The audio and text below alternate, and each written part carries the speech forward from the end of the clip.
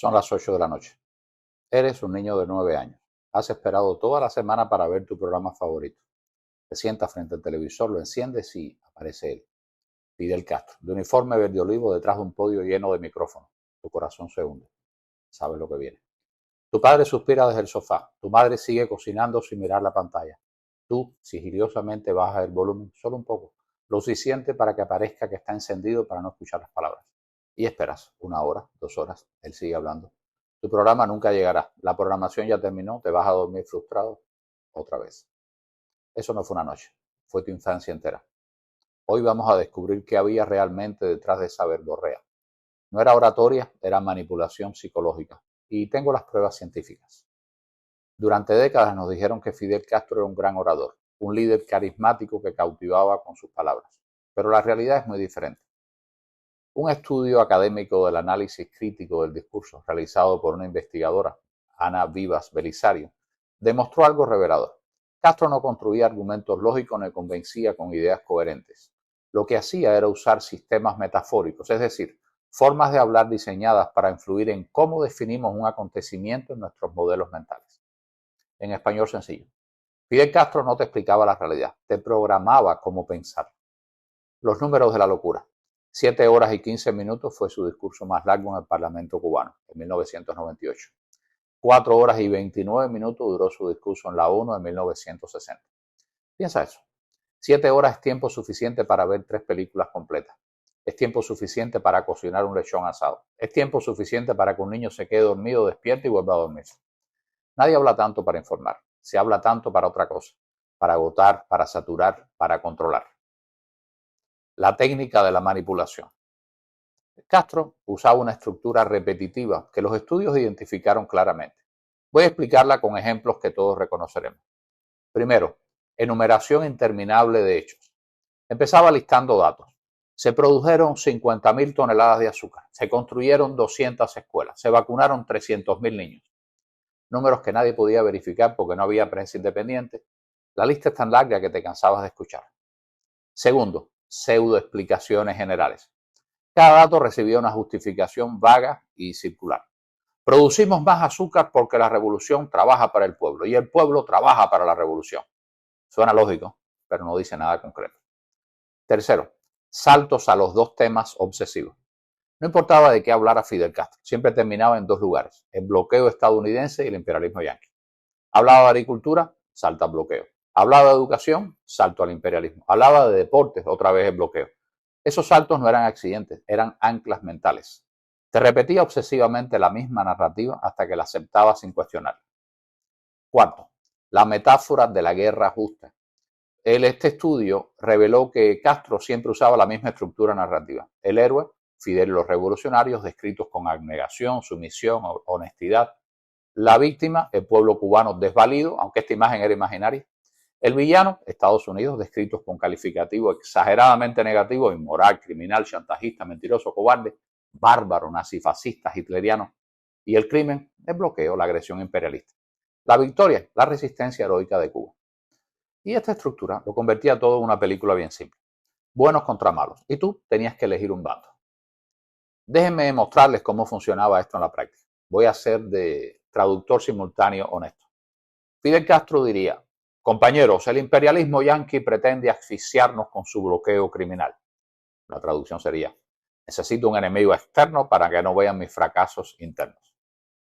Castro diría también: pero nuestro glorioso pueblo con abnegación heroica resiste las agresiones del imperio.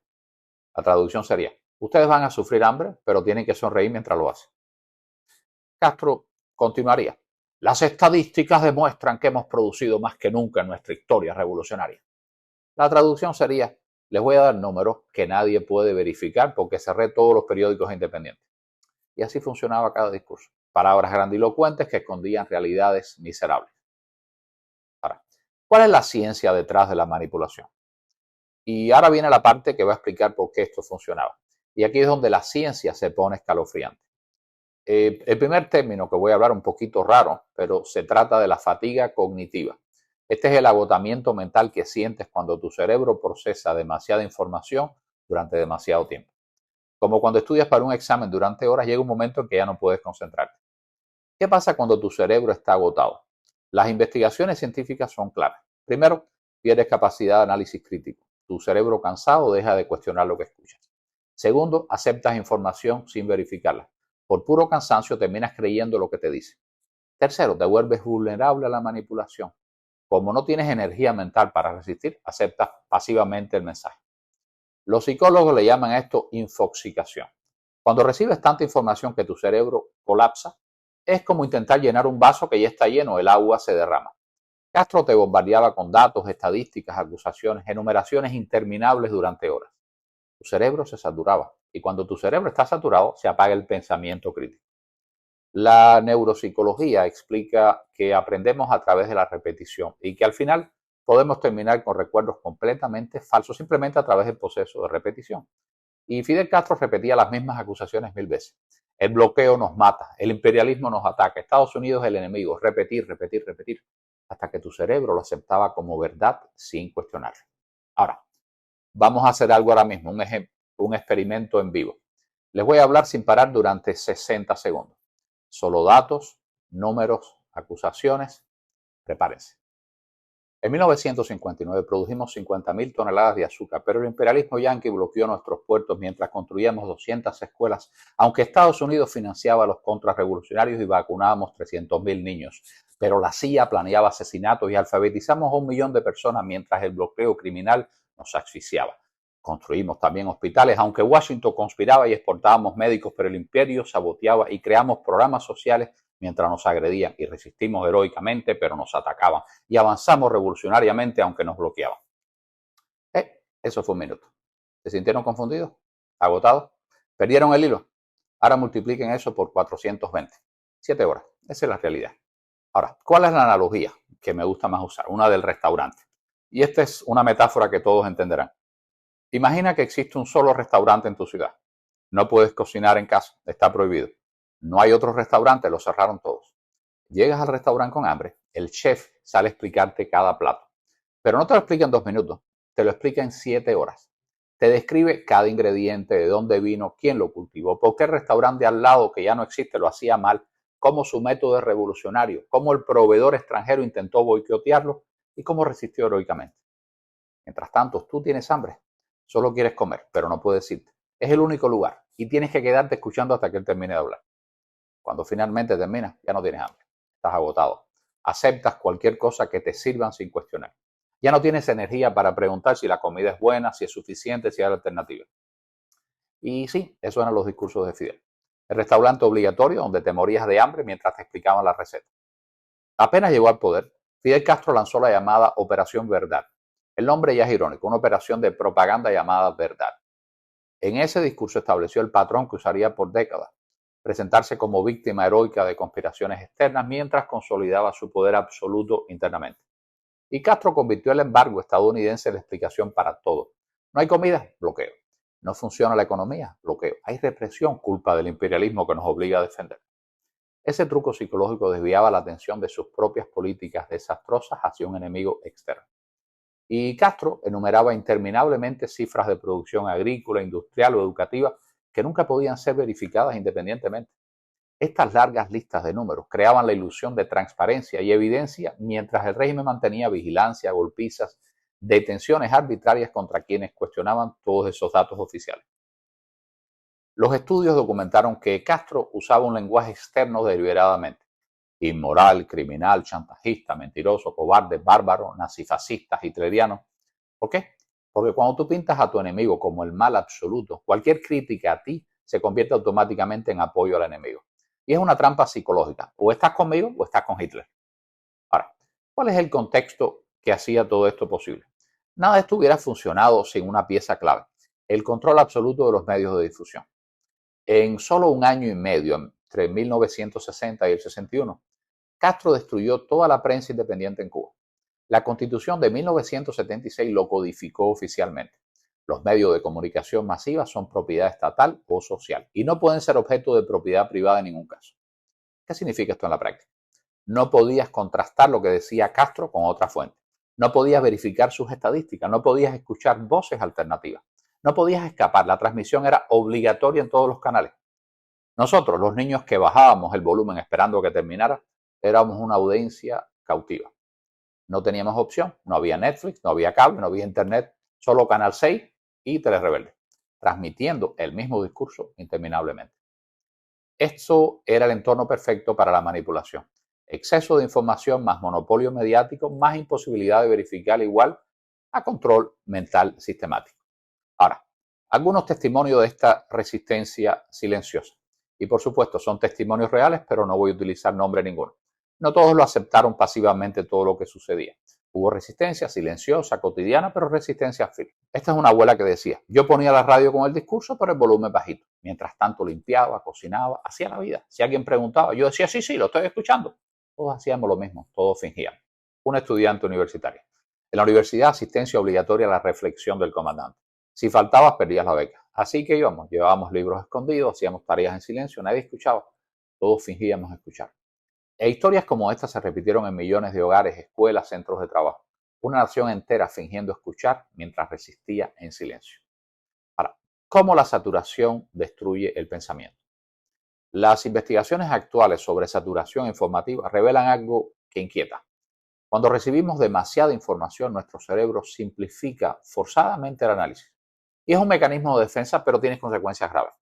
Estudios demuestran que cuando estamos saturados de información, dejamos de leer para comprender y empezamos a leer para reaccionar. Echamos un vistazo a los titulares, captamos la esencia en pocos segundos sin profundizar. En el contexto de los discursos de este hombre, escuchabas horas de palabras, pero tu cerebro agotado solo capturaba frases sueltas. Y esas frases eran siempre las mismas: bloqueo, imperialismo, enemigo. Cuando tu cerebro está saturado, activa un atajo mental que es bien peligroso. Las personas interpretan la información de manera que confirme sus creencias previas, rechazando cualquier evidencia que la contradiga. Y Castro sabía esto, repetía la misma narrativa que se convertía en tu creencia previa y una vez instalada, tu propio cerebro la defendía automáticamente. Sin pensamiento crítico, aceptar la información tal como la recibimos sin indagar en su procedencia nos convierte en receptores pasivos.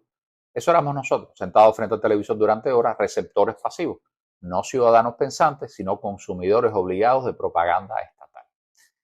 Y ahí está el truco más perverso. La saturación informativa actúa como una forma de censura por abundancia o censura por ruido. No restringe el discurso, sino que lo diluye. Castro no necesitaba callarte. Te ahogaba en un mar de palabras hasta que tu capacidad de pensar críticamente se ahogaba también. La llamada diarrea verbal. Ahora, ¿qué perdimos? Mientras Fidel Castro hablaba 7 horas, ¿saben qué perdimos?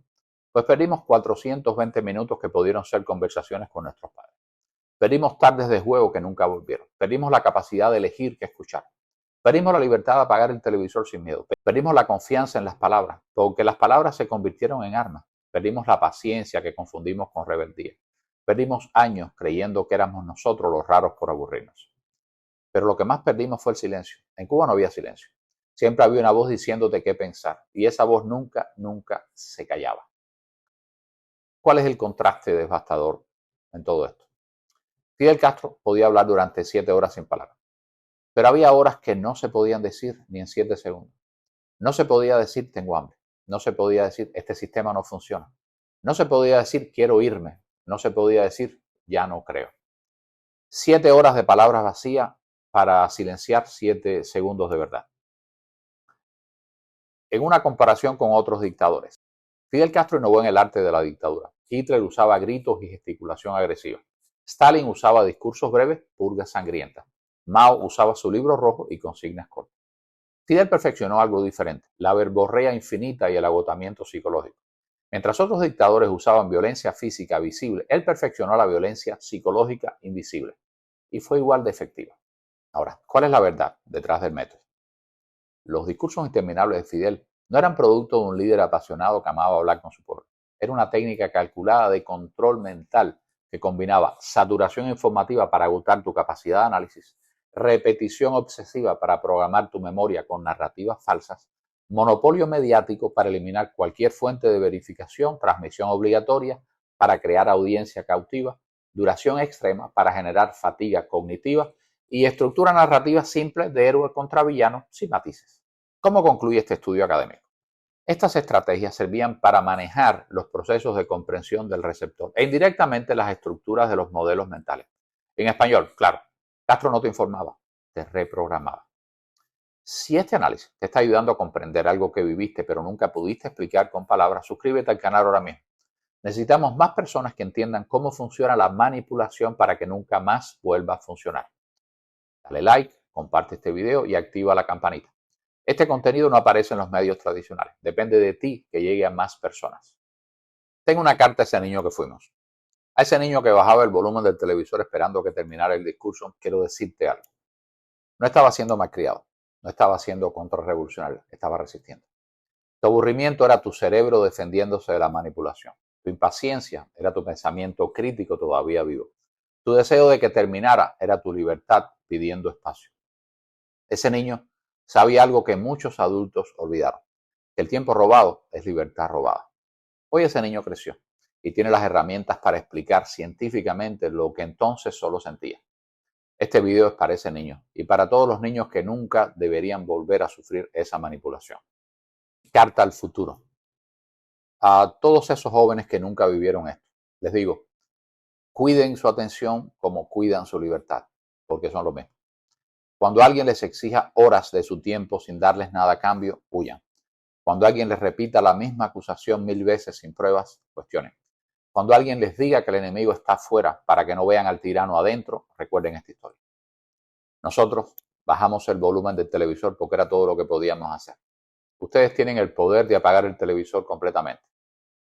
No desperdicien ese poder, porque generaciones enteras no lo tuvimos y pagamos el precio con nuestro tiempo, nuestra paciencia y casi nuestra capacidad de pensar. El silencio no es ausencia de sonido, es ausencia de manipulación. Reclamen su derecho al silencio, reclamen su derecho a elegir qué escuchar. Ese niño que bajó el volumen creció. Y ahora les cuento esta historia para que ustedes nunca tengan que bajar el volumen de nada, porque ustedes merecen vivir en voz alta. Si llegaste hasta aquí, es porque esto te resonó profundamente. Ahora te pido algo importante. Visita el canal Marquito Curioso, suscríbete, activa las notificaciones. Este tipo de contenido solo existe porque ustedes lo apoyan. Comparte este video con alguien que necesite entenderlo, con tus padres que lo vivieron, con tus hijos que deben saberlo, con tus amigos que todavía no comprenden qué fue realmente el castrismo. La verdad, mis amigos, no se difunde sola. Necesita de ti. Nos vemos en el próximo video y recuerda, nunca más vuelvas a bajar el volumen de tu propia voz. Soy Marquito Curioso. Gracias.